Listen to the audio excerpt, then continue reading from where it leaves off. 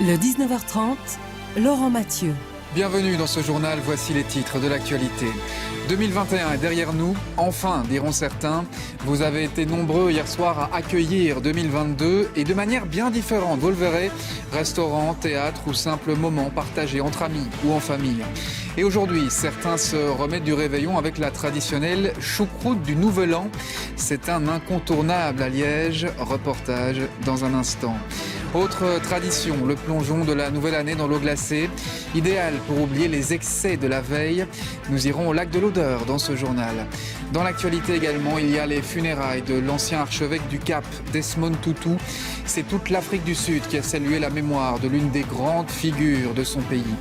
Enfin, notre perle d'hiver nous emmène ce soir à Echternach, au Grand-Duché de Luxembourg.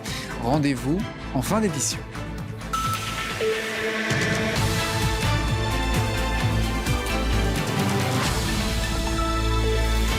Voilà pour les titres. Bonsoir à tous. Laissez-moi tout d'abord vous souhaiter officiellement une excellente année 2022. On espère tous qu'elle sera un peu moins mouvementée que la dernière. Dans la suite de ce journal, c'était il y a 20 ans, l'Europe découvrait sa nouvelle monnaie. L'euro fête en effet son anniversaire. Aujourd'hui, l'occasion de nous plonger à nouveau dans nos archives.